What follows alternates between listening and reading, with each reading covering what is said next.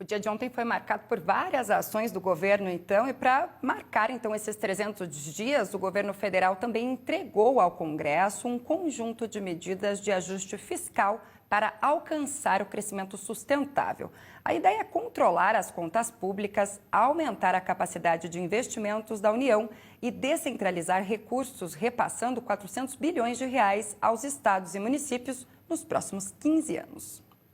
O presidente Jair Bolsonaro entregou nesta terça-feira pessoalmente o pacote de reformas pós-previdência, chamado de Plano Mais Brasil. A expectativa do governo é de que as medidas sejam aprovadas e entrem em funcionamento já em 2020.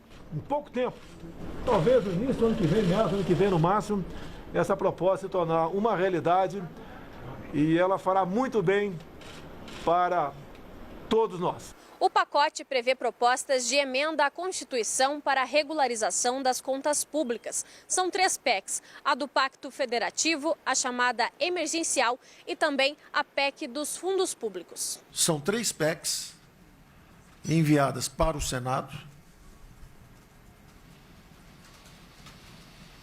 uma PEC enviada para a Câmara, uma PEC para a Comissão Mista,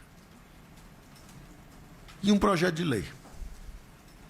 Os textos enviados ao Congresso Nacional propõem medidas de reestruturação das ferramentas dos governos estaduais e municipais, cortes nas despesas públicas e também a revisão e utilização de fundos públicos, com um impacto de cerca de 670 bilhões de reais. Cada uma delas tem uma ênfase. A primeira ênfase é o orçamento federal que vai ser gasto no ano que vem.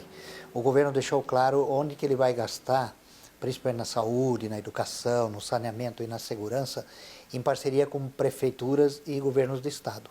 Então ele tem uma transparência maior, quer dizer, trabalhando junto onde a necessidade está lá na ponta, como disse o ministro e o presidente.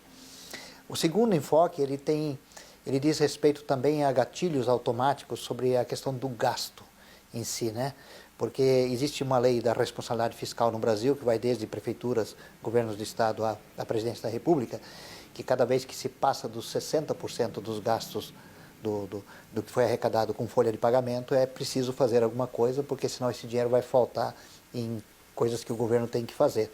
Então também foram anunciados alguns gatilhos automáticos que aqueles estados e municípios que estiverem nessa situação, eles têm que se mexer.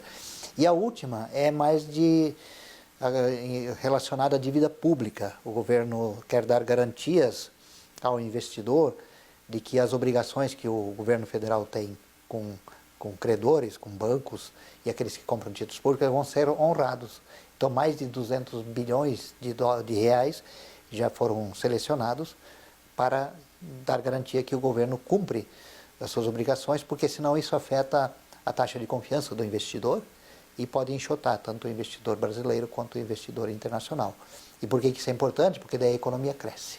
As mudanças no Pacto Federativo propostas em uma das PECs prevêem a incorporação a municípios vizinhos das cidades com menos de 5 mil habitantes e a arrecadação própria menor que 10% da receita total.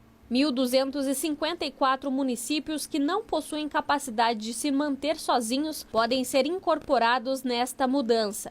O impacto das aprovações das reformas propostas nesta semana não devem ser sentidos de imediato pelo cidadão, já que os resultados são esperados a longo prazo. Por isso que também é um dilema para quem preside o país, o governo federal, o governo do estado e o governo do município, eles têm um dilema que eles têm que continuamente estar explicando como as coisas funcionam, explicando essa demora que acontece, porque às vezes o eleitor, ele vota em alguém e ele espera que esse alguém vai subir num cavalo branco, vai fazer algum milagre e as coisas vão acontecer. A expectativa em Brasília é de que 3 projetos de lei também sejam enviados pelo governo ao Congresso. O Fast Track da privatização, que tem como intuito acelerar o processo de privatização de estatais. A reforma tributária, que tem como proposta a unificação do PIS e do COFINS. E o de royalties do petróleo, propondo uma nova divisão dos royalties de exploração do petróleo com estados e municípios.